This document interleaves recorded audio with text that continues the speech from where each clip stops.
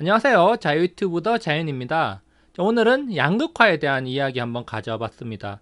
양극화에 대한 이야기, 사실 어제 오늘의 이야기는 아닌데 최근에 신문을 보다 보면은 양극화가 점점 더 심해지고 있구나, 이런 것들을 느낄 수 있는 소식들이 많아서 오늘 한번 마련해 봤습니다. 그렇다면은 우리가 어떻게 하면은 좀 더 나은 삶을 살 수 있을지, 서민으로서 어떻게 하는 것이 좀 더 현명한 방법이 될 수 있을지, 여기에 대해서 한번 생각해 보는 시간 가져보도록 하겠습니다. 자, 1년 전에도, 3년 전에도, 그리고 5년, 10년 전에도 양극화는 우리 사회의 화두였습니다. 자, 그래서 양극화를 해결하기 위해서 여러 가지 정책을 펼치겠다. 정부에서도 그런 이야기들을 많이 했지만 시간이 지날수록 양극화가 커져 나가는 거, 시간이 지날수록 이렇게 간극이 벌어지는 거, 어쩔 수 없는 시대의 흐름 아닌가, 이렇게 생각을 해볼 수가 있습니다. 자, 시간이 지날수록 점점 더 심해지고 있다는 거, 여러 가지 데이터, 지표들을 통해서 확인할 수 있는데요.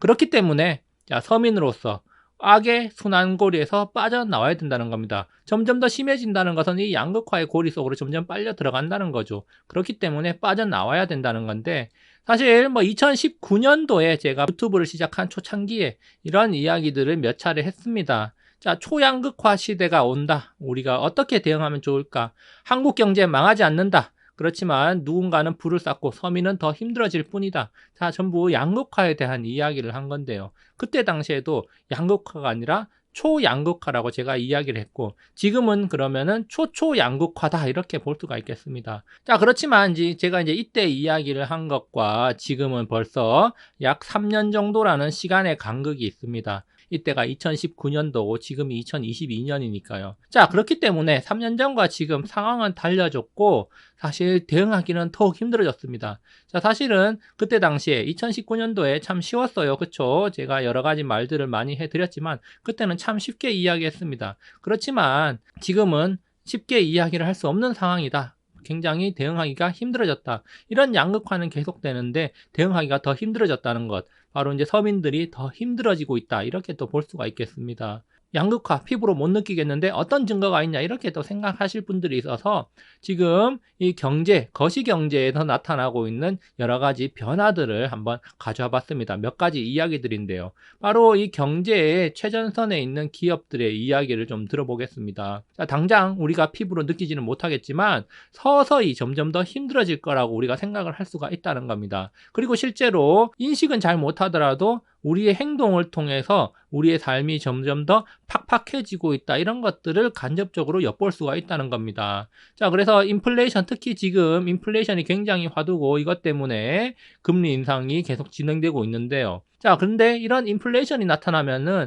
서민들을 더 가난하게 만든다는 점을 우리가 생각해야 됩니다. 자, 일부 사람들은 인플레이션이 나타나고 한국은행이 금리를 올리니까 금리를 더 빨리 올려가지고 부동산 가격을 낮춰야 된다, 이런 이야기를 하는데, 그런데 사실 부동산 가격의 문제가 아니라 이 인플레이션이 나타나서 금리를 인상하게 되면 사실은 이 서민들이 더 힘들어지는 거예요. 구조적으로. 사회 구조가 그렇습니다. 부동산을 소유하고 있고 부동산을 투자를 하는 사람들은 기본적으로 지금 어느 정도 현금 융통성이 있는 사람들이 대부분입니다. 현금 융통이 잘 안 되는 사람은 드물어요. 그렇기 때문에 막무가내로 그런 사람들을 욕할 필요도 없고, 오히려 경제가 안 좋아지면은 서민들이 더 힘들어진다는 사실을 우리가 기본적으로 인지를 하고 좀 갔으면 좋겠습니다.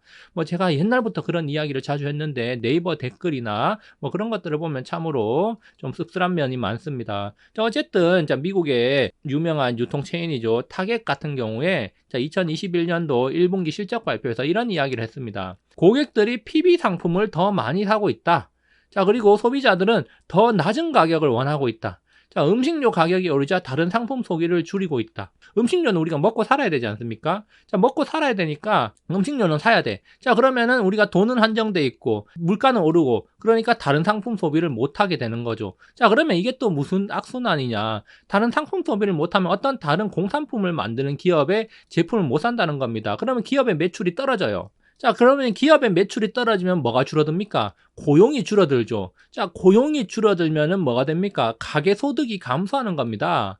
자, 일부 가계의 소득이 감소하면 또 그 가계는 소득이 줄어드니까 더 지출을 줄일 수밖에 없죠. 그러면 또 다른 상품 소비를 더 못해요. 그렇게 해서 이렇게 악의 순환고리로 또 가게 됩니다. 이게 바로 이제 경제 침체의 순환고리죠. 그런데 지금 이런 순환의 그림자가 드리우고 있는데 인플레이션이 계속돼. 그러니까 지금 스태그플레이션 우려가 나오고 있다는 거예요. 자, 어쨌든 중요한 거는 소비자들이 더 낮은 가격을 원하고 PB 상품을 더 많이 사고 있다. 그만큼 주머니가 얇아지고 있다. 지갑이 가벼워지고 있다. 그래서 지금 사람들이 점점 더 팍팍한 삶을 살고 있다. 이렇게 이제 이야기를 하고 있는 거고요. 뭐 타겟만 그러느냐? 자, 미국의 콜스, 월마트 다 그렇습니다. 우유부터 운동복까지 모든 가격의 상품이 다 올랐어요. 인플레이션이죠. 인플레이션 때문에 다 올랐다는 겁니다. 자, 그러니까 소비자가 패턴을 바꾸고 있어. 왜? 이런 거 안 산다는 거죠. 우유도 싼 것만 사고 운동복도 이제 저번에 입던 거 그냥 계속 입지. 뭐 운동복 새로 살 필요 있어? 이런 이야기 나오는 겁니다. 자, 그러면서 소비 패턴을 바꾸고 매출이 매우 약해졌다. 매출이 줄어들어요. 자, 그럼 콜스 같은 유통체인에서 매출이 줄어든다? 그러면 뭘 하겠습니까? 직원을 내보내겠죠. 자, 그럼 직원을 내보내면 그 가게는 수입이 어떻게 됩니까? 수입이 줄어들어. 그러면 또 이런 거 또 못 사. 악순환이 계속 된다는 겁니다. 마찬가지예요. 그래서 이런 유통업체들의 실적 발표가 굉장히 중요한 게 경기 침체를 가늠할 수 있는 하나의 현장 지표가 되기 때문입니다. 그러면 미국만 이런 현상이 나타나고 있나? 미국 인플레 엄청 심하잖아. 그래서 미국만 이런 거야. 한국은 아직 인플레 그렇게 심한 정도 아니라던데 라고 생각할 수도 있겠지만 한국은행이 어제 금리를 올렸죠. 자, 금리 올리면 했던 멘트들 굉장히 인플레이션 우려가 심하고 하반기로 갈수록 심해질 수도 있다 이런 이야기 했고요. 자, 그리고 실제로 또 우리나라 물가 많이 올랐죠.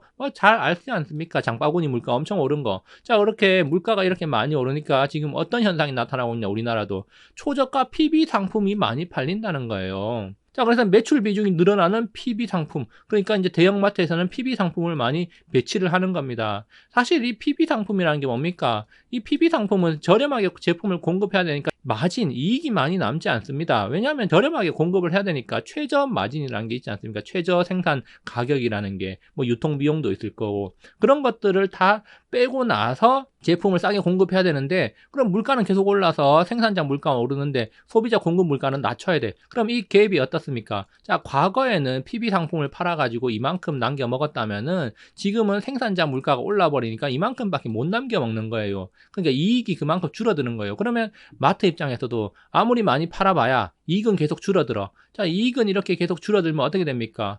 직원은 나가야 돼요. 나가야 되는 겁니다. 또 자동화 대체하는 거고 인력을 내보내는 겁니다. 인건비가 원래 굉장히 큰 부분을 차지하지 않습니까? 그러니까 우리나라도 뭐 미국과 별반 다르지 않구나. 사람들이 PB 상품을 선호한다는 거는 그만큼 주머니 사정이 좀 안 좋아지고 있다. 이렇게 또 생각할 수가 있습니다.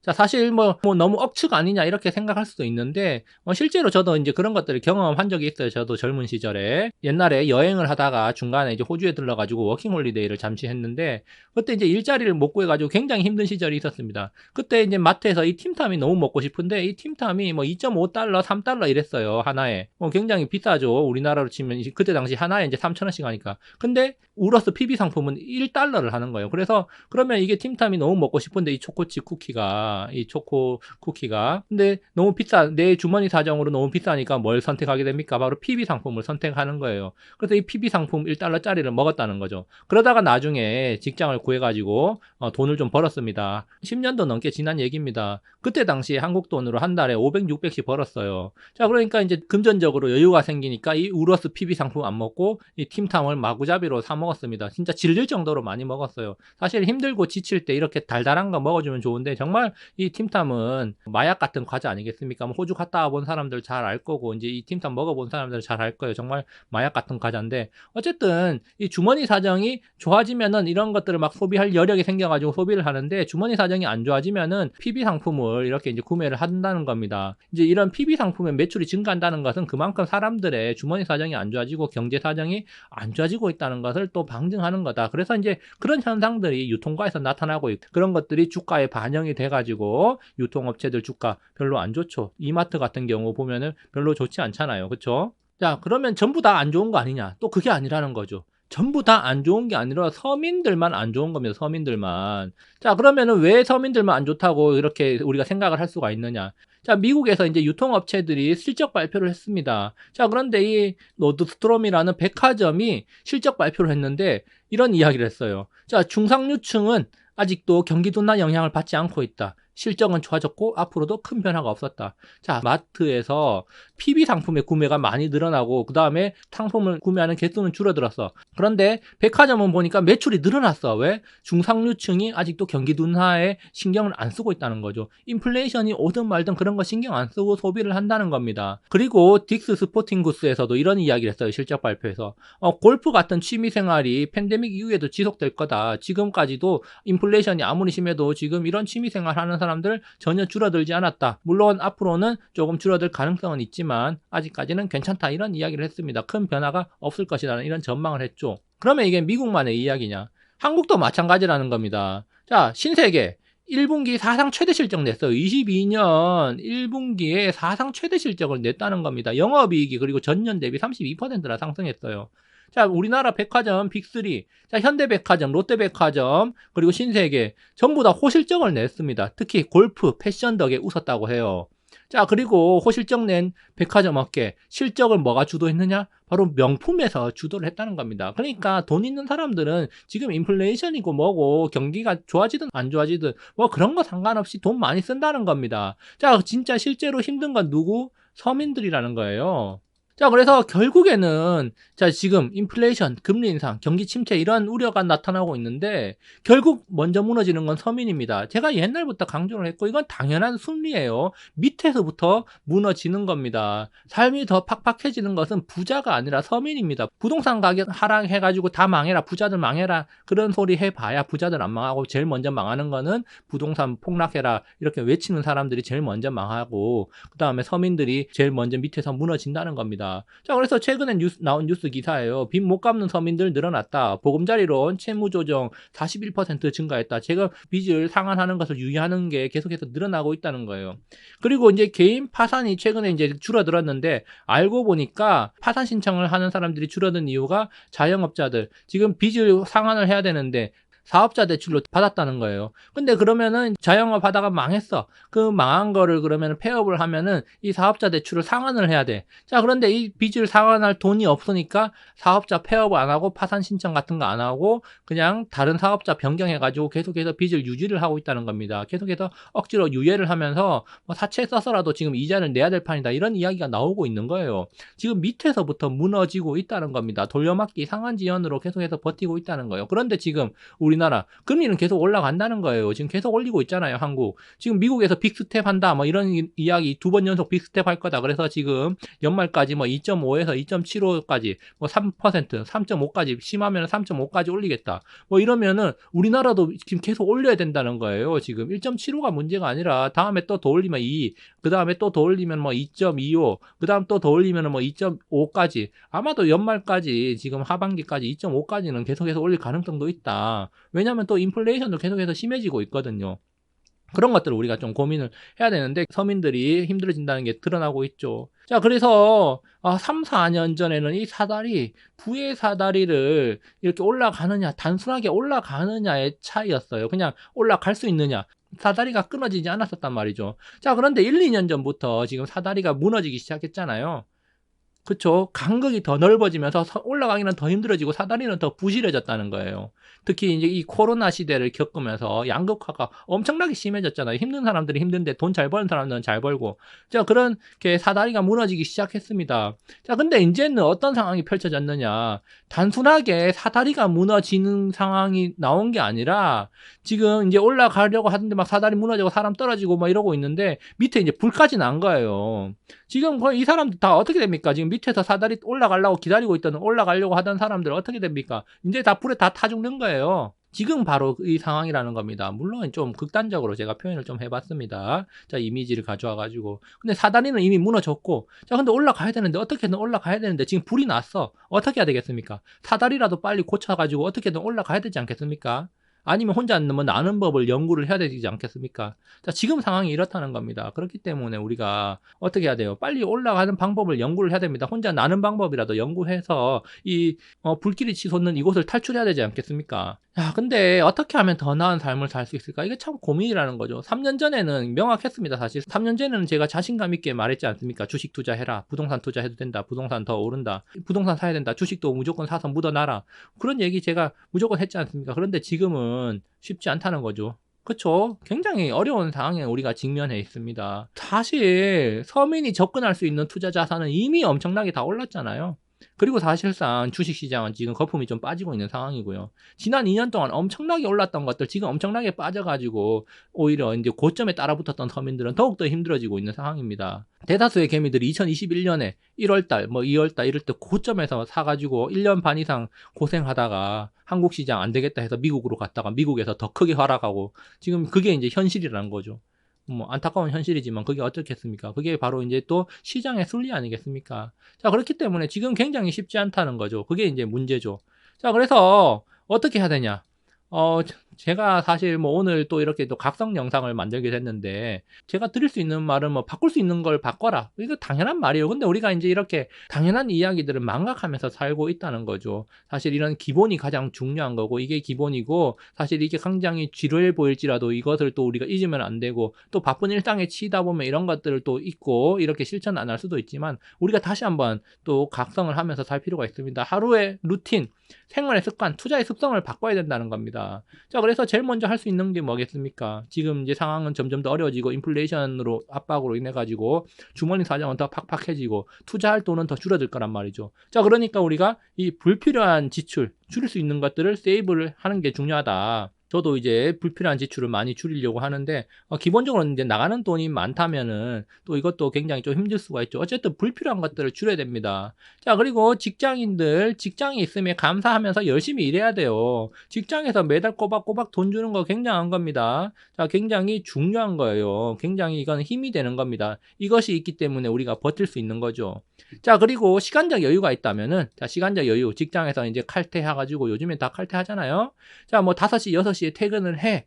자, 그러면은 시간적 여유가 좀 생기잖아요. 물론 이제 집에서 애들 봐야 되는 분들도 있겠지만, 자, 그러면은 이제 애들도 좀 크신 분들, 이런 분들, 아니면 이제 애들이 좀 작거나, 아니면 이제 좀 시간적으로 어떻게 한두 시간씩 시간을 낼 수 있는 분들, 부업을 할 수 있으면 간단한 것이라도 해보자. 사실 이제 종잣돈을 더 모으는 게 중요하니까. 어쨌든 힘들든 안 힘들든 이렇게 종잣돈을 모아가지고 어떤 투자 자금을 만들든 아니면 어떤 여유 자금을 만드는 게 중요해요. 그렇죠? 해야 되는데 그러면 이 간단한 게 뭐예요? 라고 물으면 사실 굉장히 다양한 게 있습니다. 기본적으로 자기의 능력을 활용할 수 있는 거, 아니면 이제 어디 과외를 할 수 있으면 과외를 하는 건데, 과외가 공부 과외뿐만이 아니라 요즘에는 다양한 스킬들 그런 것들 가지고 개인 레슨도 많이 하잖아요. 아니면 이제 문화센터 같은데 이제 강의를 할 수도 있는 거고, 아니면 어떤 커뮤니티에 참여해 가지고 봉사격으로 시작해 가지고 어떤 손재주가 있으면 어떤 것들을 만들어서 팔 수도 있는 거고, 그렇게 우리가 해볼 수가 있다는 겁니다. 그건 다양한 거예요. 쿠키 이런 것들도 만들 수 있으면은 그런 것들도 온라인으로 잘 하면은 마케팅만 조금 어느 정도 하면 잘 되잖아요. 네이버 쇼핑 이런 데도 많이 하잖아요. 그런 것들도 우리가 해볼 수가 있다는 겁니다. 자, 그리고 이제 중요한 것 또 하나, 투자 습관을 바꿔야 돼요. 이거 제가 이제 잘못 아직 안 고쳤는데, 자, 투자 습관을 바꾸자. 자, 보면은 제가 과거 영상에서 이런 이야기를 했습니다. 개인 평균적인 투자자들이 왜 실패를 하는가? 증권사에서 투자 자료를 분석해 보니까 회전율이 너무 높더라. 단타성 매매를 많이 하더라. 급등주를 쫓아다니더라. 그런 것들. 자, 본인이 만약에 해당되는 게 있다. 테마주, 급등주 이런 게 솔깃해가지고 어떻게든 한탕. 자, 오늘 치킨값 벌어보자. 소고기값 벌어보자. 이런 마음으로 투자를 한 적 있다. 자, 그러면은 가슴에 손을 얹고 반성을 해야 됩니다. 자, 투자 습관을 바꿔야 돼요. 자, 단타를 즐긴다. 회전율이 너무 높다. 자, 자기가 주식을 사면은 일주일 이상 보유를 못한다. 아니면 한 달 이상, 2달 이상 보유해가지고 장기적으로 꾸준히 조금씩 수익 내본 적이 별로 없다. 그러면 반성해야 됩니다. 자, 꾸준히 투자 습관을 바꿔야 됩니다. 자, 그러면 이제 좀 더 구체적으로 본다면은 결국에는 이런 거예요. 불필요한 지출을 줄이자 뭐 이런 것, 습관적인 쇼핑, 커피, 배달 음식 이런 것들 좀 줄이고 직장 열심히 일하면 좋은 평가 받으면 긍정적일 수가 있고, 자 그리고 지금 남는 시간을 사용해 가지고 긍정적인 미래를 만들 수 있도록 하고, 자 그리고 중장기적 관점에서 투자하고 저평가 우량주 묻어주는 투자를 하는 게 좋겠다, 이런 이야기를 제가 해드리는 바입니다. 자, 묻어두는 투자가 왜 어떤 것들을 묻어두면 되냐, 사실 제가 이제 과거에 특강이나 이런 것들을 통해서 몇 차례 이야기를 해드렸는데 많아요, 그쵸? 뭐 책을 봐도 그런 방법들이 많고 인터넷 찾아보면 많잖아요. 뭐 저뿐만 아니라 많은 사람들이 그런 이야기를 했습니다. 자, 그렇기 때문에 우리가 중장기적 관점에서 좀 편안하게, 중장기적 관점에서 편안하게 좀 묻어두는 투자를 하면서 직장에서 열심히 일하면 평가도 좋은 평가를 받고, 그리고 묻어두는 것들이 어느새 또 조금씩 수익을 내고 있을 그럴 가능성이 높다는 겁니다. 자, 그래서 사실은 이렇게 하기 위해서 뭐가 필요합니까? 공부와 노력이 또 필요한 거죠. 자, 그래서 자, 고착화돼 버린 양극화 시대. 자, 서민이 자산을 늘리기는 지금 더욱더 환경이 어려워지고 있어요. 그렇기 때문에 우리가 포기해서 되겠느냐? 안 된다는 거죠. 포기하는 게 아니라 그럼에도 불구하고 주변 환경, 거시경제, 주변 사람 탓하지 말고 나를 변화시켜야 됩니다. 자, 주변 사람을 변화시키는 건 내가 할 수 없어요. 거시경제 변화시키는 건 내가 할 수 없어요. 주변 환경 변화시키는 건 내가 할 수 없다는 겁니다. 내가 할 수 있는 게 뭡니까? 나를 변화시키는 거예요. 내가 할 수 있는 걸 하자는 겁니다. 내가 할 수 있는 건 나를 변화시키자. 자, 앞서 말했듯이 루틴을 바꾸자. 공부하고 노력을 하자. 자, 이겁니다. 그렇죠? 뭐 당연한 말이에요. 나를 바꾸면은 내 삶이 바뀔 수가 있습니다. 자, 미래가 바뀔 수가 있어요. 그런데 시도조차 해보지 않는단 말입니까? 시도를 하십시오. 시도를 하고 성공하든 실패하든 그 결과는 나중에 받아보십시오. 지금 시도조차 하지 않고 벌써부터 포기하지 말고 꼭 시도를 하기 바랍니다. 자, 그래서 저는 여러분들과 함께 경제적 자유로 가는 열차를 함께 타고 가고 싶습니다. 자, 그러면 함께 경제적 자유로 가는 열차를 타려면 어떻게 해야겠습니까? 자, 나를 변화시키는 게 기본입니다. 그렇기 때문에 꼭 변화시키고 우리 같이 서민에서 탈출했으면 좋겠습니다. 여기까지 영상 감상해 주셔서 감사하고요. 항상 즐거운 하루 보내시기 바랍니다. 감사합니다.